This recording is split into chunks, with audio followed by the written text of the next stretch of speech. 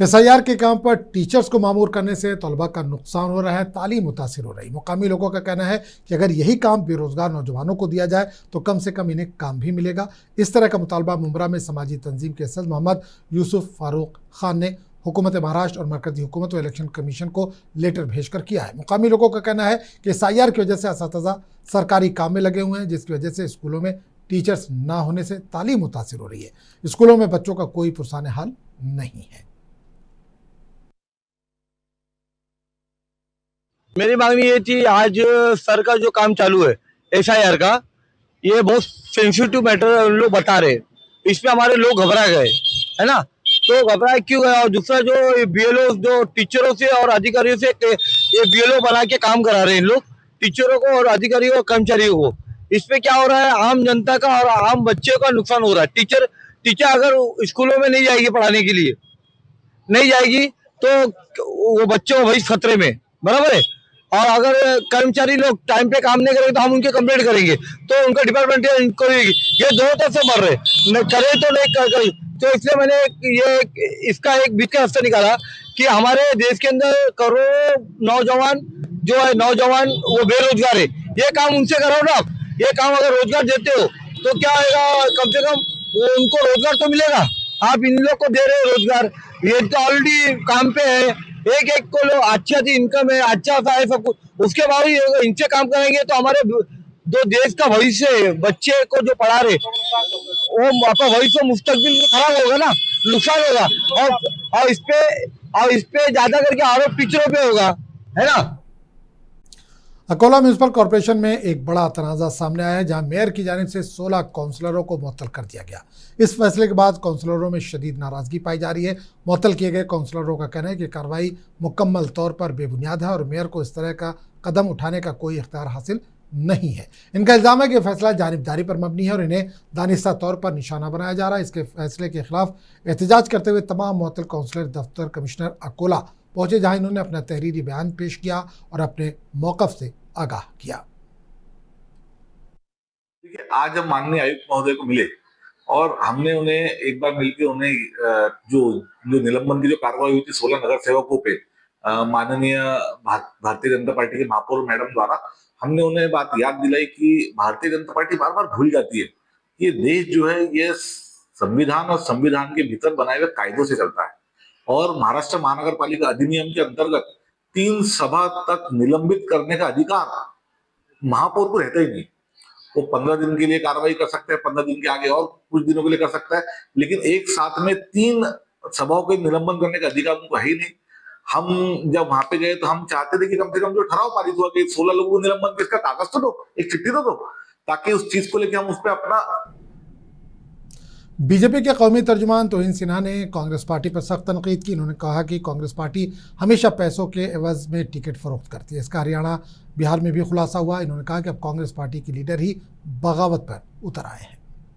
के मौजूदा सांसद ज्योति मनी जी ने कांग्रेस के शीर्ष नेतृत्व पर कुछ गंभीर आरोप लगाए हैं। उन्होंने कहा है कि तमिलनाडु में जो लिस्ट निकली है कांग्रेस पार्टी की, प्रत्याशियों की लिस्ट निकली है, that is against the principles of social justice. और जो लोग काडर के प्रति समर्पित हैं, लॉयल हैं, उनको नज़रअंदाज किया गया है। देखिए, कांग्रेस के लिए ये सोचने की बात है कि हर राज्य में जैसे उनकी लिस्ट निकलती है, कहीं ना कहीं बगावत हो जाती है। अब हरियाणा में एक महिला पदाधिकारी का आरोप है कि उनसे और उनके पति से 7 करोड़ रुपए मांगे गए केवल टिकट दिलाने के लिए, और तब भी टिकट नहीं मिला। बिहार में हमने देखा है कि जैसे टिकट की घोषणा हुई, जब केंद्र से कांग्रेस के नेता पहुंचे बिहार, तो उनके साथ हाथापाई हो गई लोकल कार्यकर्ताओं की।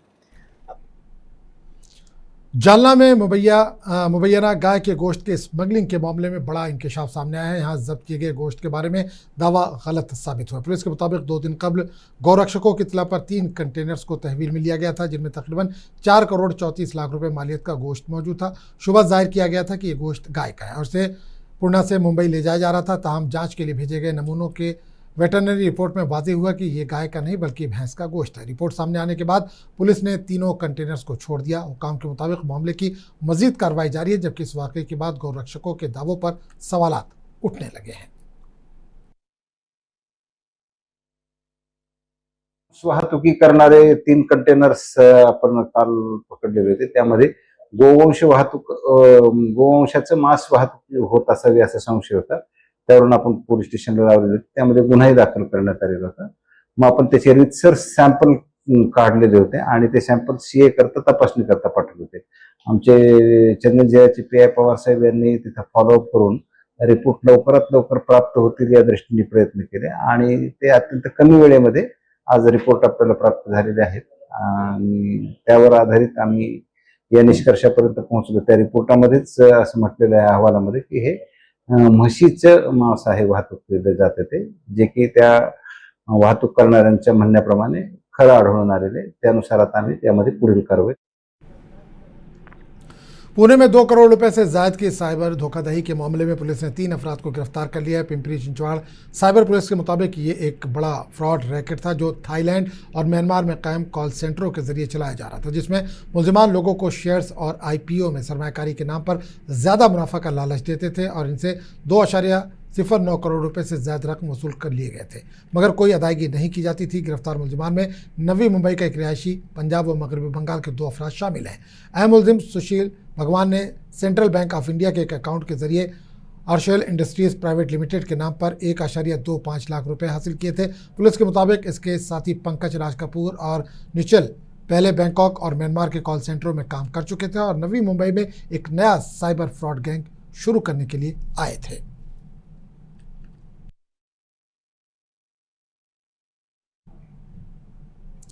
जिला जलगांव के रावीर और फैजपुर में रामनवमी के मौके पर मुनक़िदा प्रोग्राम के दौरान मुबैना तौर पर दी गई इश्तियाल अंगेज तकारीर के बाइस 2 तबकात के दरमियान कशीदगी पैदा होने का मामला सामने आया। इस मामले में जलगांव जिला एकता तंजीम, कौमी एकता फाउंडेशन और मुस्लिम मंच कमेटी की जानिब से पुलिस इंतजामिया को तहरीरी शिकायत पेश की गई। शिकायत के मुताबिक मुतालिका प्रोग्राम में कुछ मुकर्ररीन ने ऐसे बयान दिए जिनसे मुआशरे में नफरत और इख्तलाफात को हवा मिल सकती है। इन तकारीर के वीडियो सोशल मीडिया पर वायरल होने के बाद मुकामी सतह पर कशीदा माहौल पैदा होने का खदशा जाहिर किया जा रहा है। इस सिलसिले में रावीर और फैजपुर पुलिस स्टेशन के साथ साथ आला पुलिस हुक्काम को भी शिकायत दी गई और मुतालबा किया गया है कि जिम्मेदार अफराद के खिलाफ सख्त कार्रवाई की जाए।